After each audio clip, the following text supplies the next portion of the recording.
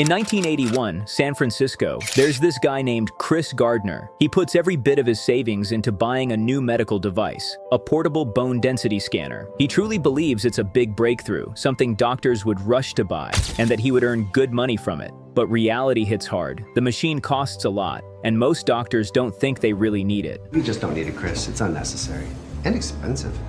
Selling even one becomes a huge struggle, and day by day his financial condition falls apart. Chris lives in a rented apartment with his wife, Linda, and their little son, Christopher. Bills keep piling up: school fees, rent, and everyday expenses. All this pressure slowly breaks their marriage. It's not that they don't love each other, they're just crushed under money problems. Chris works non-stop, but to run the house, he needs to sell at least 4 scanners a month, and he can barely manage one. One day, while Chris is out trying to convince people to buy the machine, a fancy car pulls over near him. A man steps out looking confident and successful. Chris can't resist asking him, I got 2 questions for you. What do you do and how do you do it? The man smiles and points at a tall building nearby. I'm a stockbroker. Chris looks at the building and notices something strange. Everyone coming out of it looks happy, relaxed, full of confidence. Something Chris hasn't felt in a long time. Right then he decides, I want to become a stockbroker too. Later at home, Chris tells Linda, I'm thinking of quitting this scanner business and trying something new. Linda snaps, good, because no one is buying them anyway. Chris adds, Stockbroker. Stockbroker. Not an astronaut? She doesn't believe in him anymore, and that hurts Chris deeply. Things get worse. Linda finally decides she can't continue living like this. She leaves Chris, planning to take Christopher with her. Chris confronts her angrily. If you want to go, go. But my son stays with me. He loves his son more than anything. Luckily for him, Linda gets a job in Europe and has to move, so Christopher stays with Chris. Meanwhile, Chris hasn't paid rent for months. The landlord shows up and says, you need to leave. I have to repaint the place. Chris pleads for a few more days. The landlord agrees, but says Chris must paint the apartment himself if he wants one more week. Around this time, Chris has already applied for a stockbroker internship, and his interview is the next morning. But that night, while he's painting the house, the police show up. He had ignored several parking tickets, so they arrest him. Chris begs them, please, I have a very important interview tomorrow. But the officer says, you gotta stay until 9:30 tomorrow morning. I have a job interview. 9:30 tomorrow morning. The next morning, as soon as they let him go, Chris runs straight to the interview. His clothes are dirty and covered in paint. He doesn't even have bus fare. He waits nervously until someone calls. Mr. Gardner. The interviewers stare at him. No one has ever shown up dressed like that. Before they ask anything, Chris speaks honestly. I've been sitting out there for the last half hour trying to come up with a story about being here dressed like this. And I couldn't think of anything.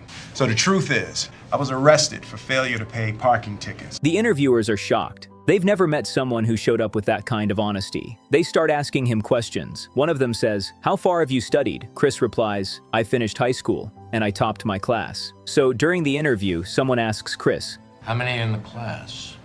12. Everyone in the room exchanges confused looks. Being the top student in a class of 12 isn't exactly impressive. Sensing their reaction, Chris quickly adds, but I was also first in my radar class in the Navy, and that was a class of 20. But even then, the panel still looks unsure. It almost feels like Chris has messed up the whole interview. Right when things look bad, he takes a deep breath and says, can I say something?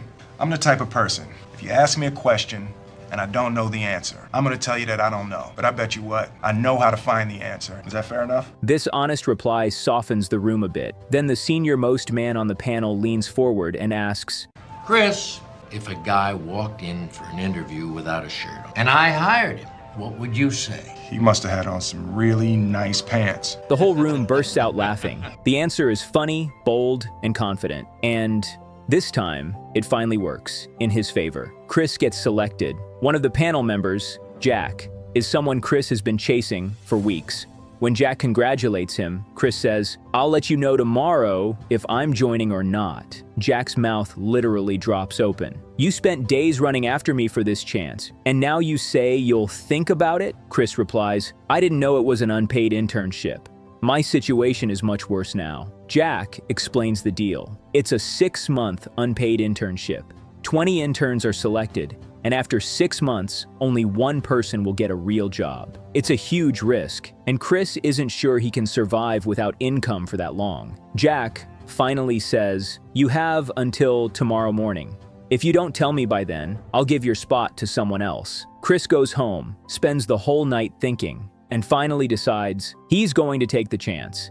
He sells whatever scanners he has left and collects just enough money to survive a few months. He and his son move into a cheaper, tiny apartment, but life gets even harder. One day after work, Chris finds a letter from the bank, a government notice. Because he didn't pay his taxes on time, the government has taken every dollar from his bank account.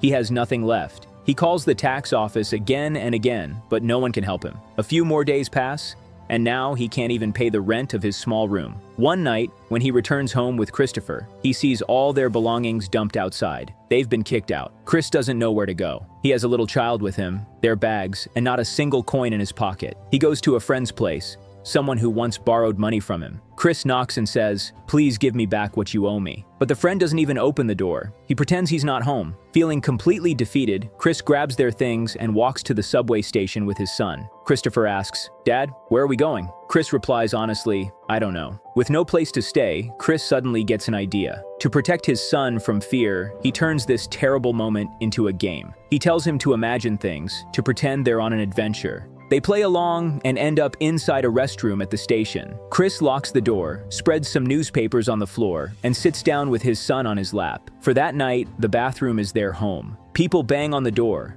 but Chris doesn't open it. Silent tears fall as he holds his child. He has never felt this broken before. The next morning, he drops his son at school like nothing happened and heads straight to work. After work, he picks him up again and starts searching desperately for a place to sleep. He tries one church, but they tell him, "This shelter is only for women and children." Chris can't leave his son alone, so he goes somewhere else. At another church, he finally finds a shelter that accepts them, but they give him a condition. If he wants a bed every night, he must reach on time. Only the first few people who line up get a place to sleep. The shelter only has a few beds, and once those fill up, everyone else is sent away. From here, Chris's real battle begins.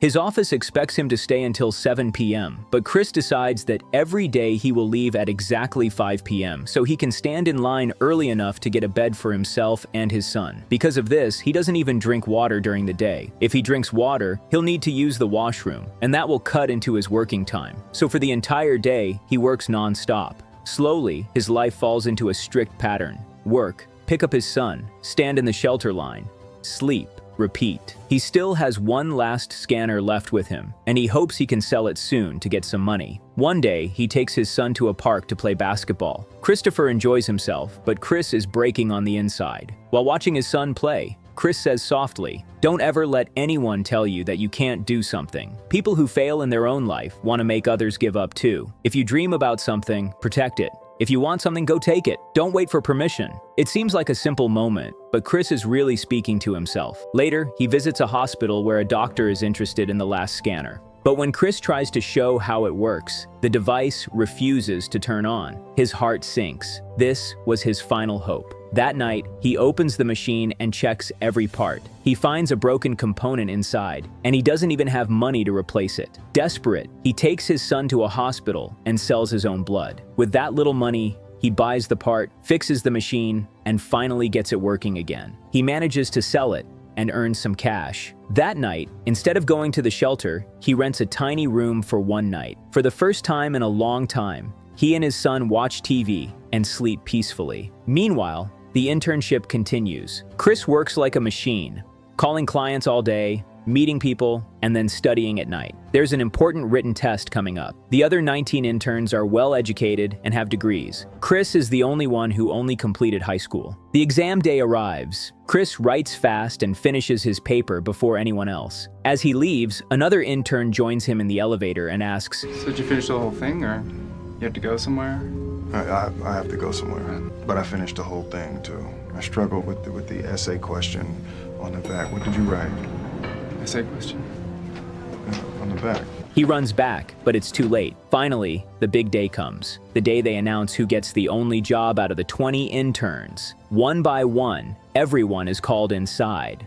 When Chris's name comes, he walks in and sees the same panel who interviewed him months ago. The senior member smiles and says, Nice shirt. Thank you, sir. Chris, wear a shirt today, being the last day and all. Wear one tomorrow, though, okay? Because tomorrow's going to be your first day. Would you like that, Chris?